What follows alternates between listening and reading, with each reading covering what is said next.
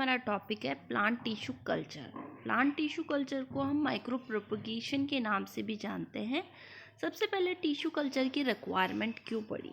Tissue culture की requirement का सबसे बड़ा एडवांटेजेस ये है कि ये बहुत कम टाइम में 1000 नंबर ऑफ प्लांटलेट्स हमें प्रोवाइड कर सकता है। फॉर एग्जांपल, हमारे बहुत सारी बायोडाइवर्सिटी में बहुत सारे प्लांट्स हैं जो धीरे धीरे एक्सटिंक्ट होने वाले हैं या एंडेंजर्ड स्पीसीज हैं। अब हमें उनको सर्वाइव करवाना है, हमें उसका जीन पूल को मेंटेन करना है, तो हम उसको किस तरीके से हम उसको प्रिजर्व कर सकते हैं। तो ये बाय टिश्यू कल्चर हम उसको प्रिजर्व कर सकते हैं। तो हम क्या कर सकते हैं कि एक शॉर्ट ड्यूरेशन ऑफ में 1000 नंबर ऑफ प्लांटलेट्स तैयार कर सकते हैं। और अब जैसे बनाना है, बनाना में कभी भी फ्लावरिंग नहीं होती है। Banana develop from banana is a parthenocarpic fruit. अब इस केस में यदि आपको और बनाना बनाने हैं, एज अ सीड फॉर्मेशन नहीं हो रही है बनाना में, तो आप कैसे उसके 1000 नंबर ऑफ प्लांट्स कैसे डेवलप कर पाएंगे? By the help of tissue culture. तो टिश्यू कल्चर का मतलब क्या होता है? The growing of plant cells, tissue, organ, seeds and other plant parts in a sterile environment on a nutrient medium। हम प्लांट्स को एज ए आर्टिफिशियल कंडीशन में grow करने की कोशिश, मतलब एक प्रोसीजर करते हैं, that is known as tissue culture. सबसे पहले इसकी हिस्ट्री हम पढ़ लेते हैं। प्लांट टिश्यू कल्चर में क्या क्या कैसे ये डेवलप हुआ था, कौन किस किस साइंटिस्ट का सबसे इम्पॉर्टेंट कंट्रीब्यूशन है। तो 1938 और 39 में सेल थ्योरी दी गई थी, that is Schleiden and Schwann. उन्होंने क्या बोला था? All cells arise from pre existing cells, कि सारी सेल्स पहले वाली सेल से फॉर्म हुई है।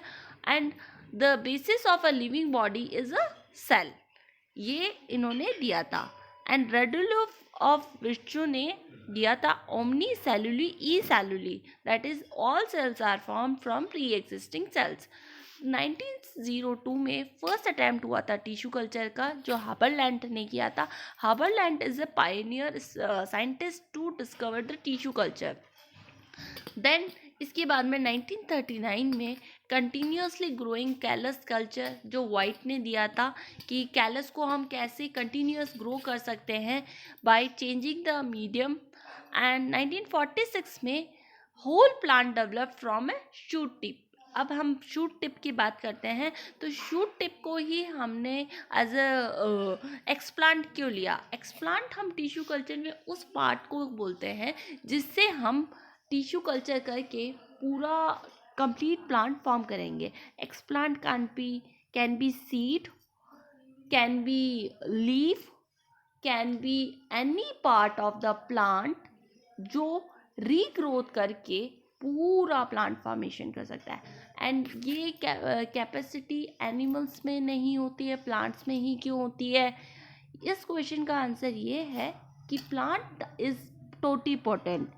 टोटीपोटेंस का मतलब ये होता है एक सिंगल सेल कंप्लीट प्लांट को फॉर्म करने की कैपेबिलिटी रखती है, जबकि एनिमल्स में ये कैपेबिलिटी नहीं होती है। यदि एनिमल्स में ये कैपेबिलिटी होती तो हम हमारे जितने भी ऑर्गन्स जो डैमेज डिस्ट्रॉय हो जाते हैं ड्यूरिंग एक्सीडेंट, वो वापस रीफॉर्म कर सकते थे। बट ऐसा एनिमल्स में ये कैपेसिटी नहीं होती है।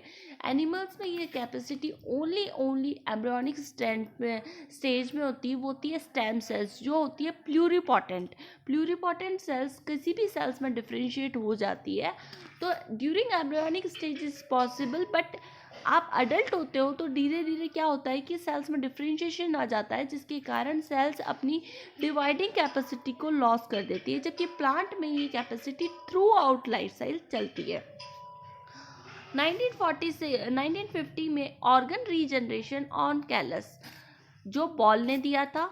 1954 प्लांट फ्रॉम सिंगल सेल्स, एक सिंगल सेल से कैसे प्लांट बन रहा है, म्यूर ने दिया था। 1960 में protoplast isolation, it's a breakthrough in the tissue culture. Protoplast isolation जो कॉकिंग ने दिया था, कॉकिंग अभी थोड़े साल पहले ही एक्सपायर हुए हैं। 1962 एमएस मीडिया इज मोराशिक एंड स्कूक, इनके साइंटिस्ट के नाम ऑनर्ड में इस मीडिया का नाम दिया गया है। And MS media is required for the tissue culture. हम एमएस मीडिया बनाते हैं टिश्यू कल्चर के लिए। 1964 में क्लोनल प्रोपोगेशन ऑफ ऑर्किड्स। अब यहाँ पे ऑर्किड्स का clonal propagation, orchid is a epiphyte plant. ये प्लांट दूसरे प्लांट पे एज ए सर्वाइव करता है। तो ऑर्किड में क्या होता है कि इसमें जो ड्यूरिंग सीड फॉर्मेशन एंडोस्पर्म बहुत कम अमाउंट में फॉर्म होता है, जो सीड को नरिशमेंट प्रोवाइड नहीं कर पाता है, इसलिए इसके सीड्स बहुत जल्दी मर जाते हैं। तो इसलिए हम यदि ऑर्किड का प्रोपगेशन कर पाएँ तो हम लार्ज नंबर ऑफ ऑर्किड्स बना सकते हैं। And orchids have a very beautiful ornamental value. 1964 में haploids from pollen grains. Haploids जैसे आपको पता होगा कि ड्यूरिंग रिप्रोडक्शन जो क्रोमोसोम नंबर होते हैं पॉलन ग्रेन में हाफ हो जाते हैं। तो हमें जब हैप्लॉइड नंबर बनाना है, हैप्लॉइड हम यूज़ करते हैं in agriculture for the development of different type of polyploidy in the plants. तो ये दिया था गुहा ने।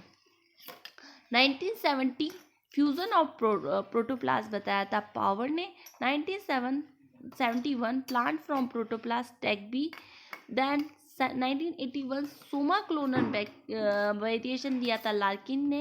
एंड 1967 एंथर कल्चर जो दिया था माहेश्वरी जी ने।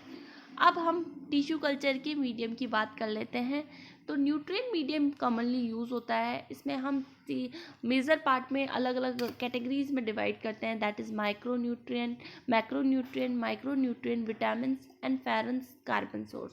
मैक्रोन्यूट्रिएंट जो प्लांट की ग्रोथ के लिए मैक्सिमम यूज़ होते हैं, like carbon, oxygen, hydrogen, nitrogen. Macronutrient जो बहुत लेस क्वांटिटी में चाहिए होते हैं बट ये एसेंशियल होते हैं प्लांट की सर्वाइबिलिटी एंड ग्रोथ के लिए, like boron, calcium, magnesium, zinc. Vitamins is necessary as a growth regulators, as a signalling molecules. तो विटामिन्स हमें प्लांट्स में प्रोवाइड करना है। हमें आर्टिफिशियल मीडियम में एज ए नेचुरल कंडीशन सारे न्यूट्रिएंट्स डालने पड़ते हैं ताकि प्लांट अच्छे से ग्रो कर पाए। ऑप्टिमम कल्चर मीडियम में very with species and genotype.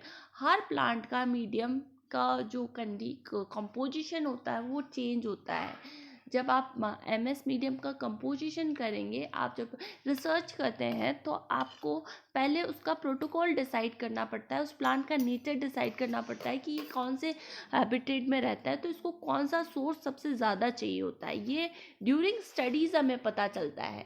Then species, age of the plant. और इसमें culture medium mostly solid agar gel होता है। अगार जेल होता है जो रेड एल्गी, जेलिडियम और ग्रासेरिया से एक्सट्रैक्ट होता है। ये मीडिया को सॉलिडिफाई करने के काम आता है, एज ए जेलिंग एजेंट होता है। आप बताओ कि अब मीडिया को हमने सॉलिडिफाई क्यों किया है?